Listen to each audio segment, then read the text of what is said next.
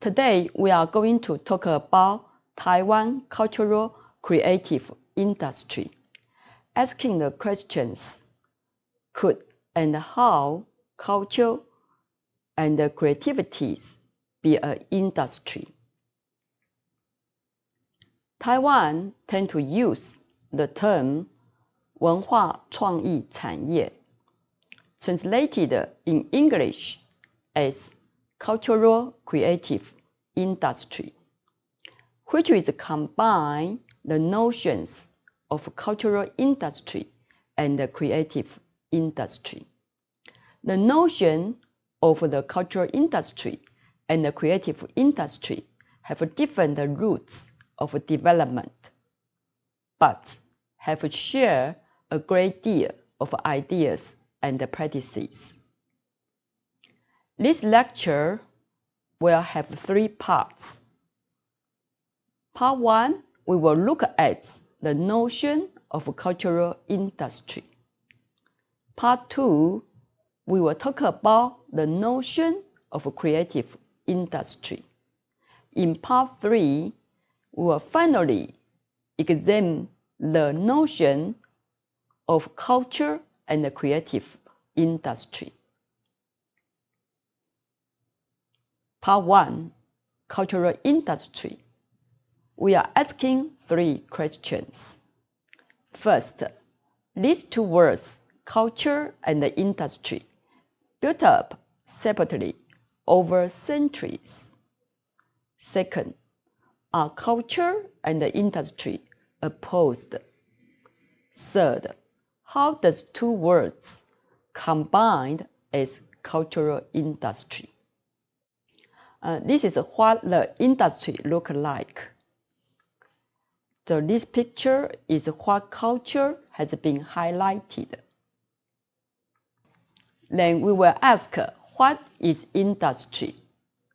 Industrial revolution refers to the transition to new manufacturing processes, dating from 1760, ending to between 1820 and 1840.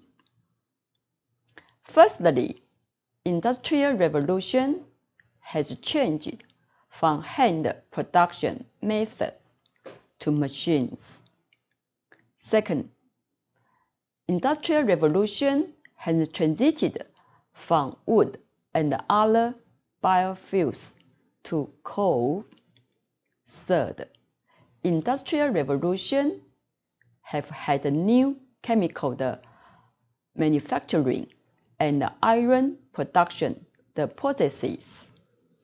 Fourth, industrial revolution has improved the efficiency of water power and the increasing use of steam power.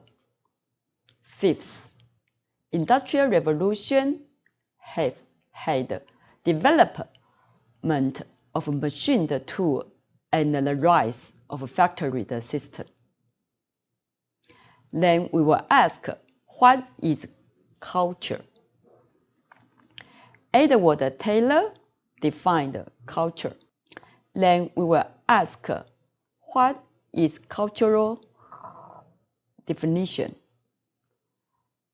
Edward Taylor, born in 1832 and died 1917. His life is around Industrial Revolution, the period. He defined culture, quote, that complex the whole which include knowledge, belief, art, moral, law, custom, and any other capability and habits acquired by man as a member of society, end quote. As a defined aspect of what it means to be human, culture is a central concept, encompassing the range of phenomena that are transmitted through social learning in human societies. As such, culture are found in all human societies, understood as cultural universals, such as language, social practices, for example, kinship, gender, marriage, and organization,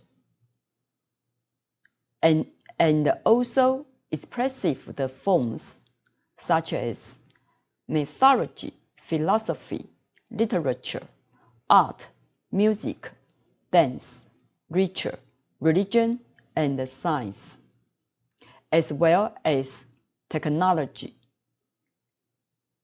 For example, cooking, clothes, and housing. Next, we are going to ask, when did the two words, culture and industry, come to be married as a cultural industry? However, there is no single agreed definition for cultural industry. No agreement about what the term cultural industry involved has emerged. For the first time in 1944, the term cultural industry was coined by the Marxist theorist Theodor Adorno and Max Horkheimer. Then, next, we are going to ask, what does cultural industry mean? Cultural industry could be described how the traditional art came to be shadowed by mass industrialized culture in a capitalist society. And popular culture is akin to a factory producing standardized cultural goods. Also, cultural industry could mean to organize leisure time, such as for artist performances, in the same way that mass production organizes the working day, for example, for goods. So, next, we are having 5 questions to think about. First, while appearing to offer people choice and entertainment, it actually produces uniformity and predictability. Second, when culture becomes an industry, does it cease to be authentic? Third, where cultural industry built on monopoly power, making copies of producing rubbish for profit, does it take over authentic art or give up any presence to be art? Fourth, is all art is essentially commercial? Fifth, is commons art? Do you know who is this artist? He is Andy Warhol. Warhol is an American artist, director, and producer who was a leading figure in the visual art movement, known as pop art. Warhol's studio in New York was named as The Factory.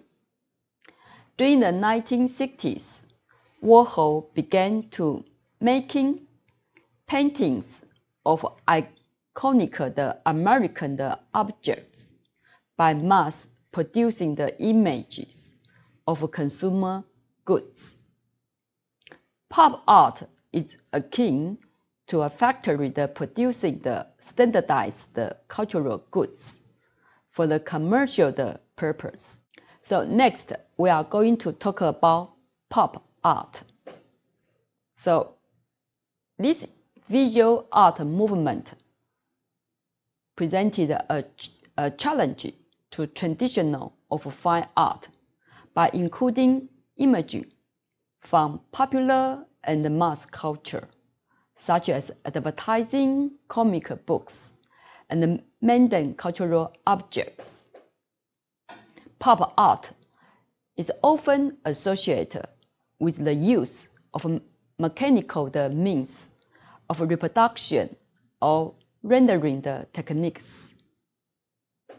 Also, material is sometimes visually removed from its known context, isolated or combined with unrelated material. So, this is a familiar painting, right? Yeah, it's named Green Coca-Cola Bottles, made by Warhol in 1962, depicting numerous Coca-Cola bottles. According to Andy Warhol, this painting is to claim everybody owns a piece of Coke. So this is direct quote.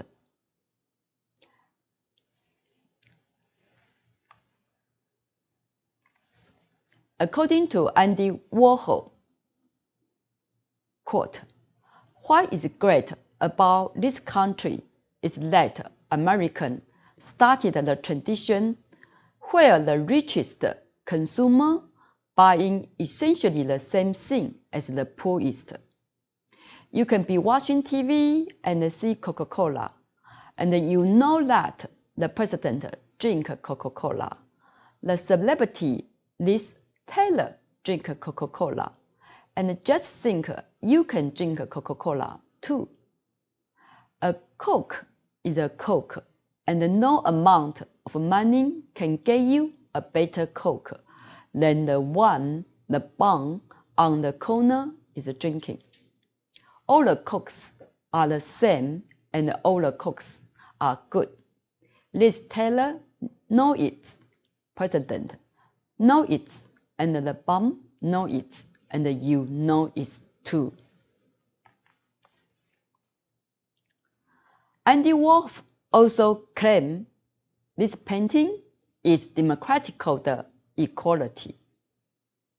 Andy Warhol made art available to everyday men, and everybody understood it. Coca-Cola painting represents democratic equality. So, being good in business is the most fascinating kind of art. Making money is art, and working is art, and good business is the best art.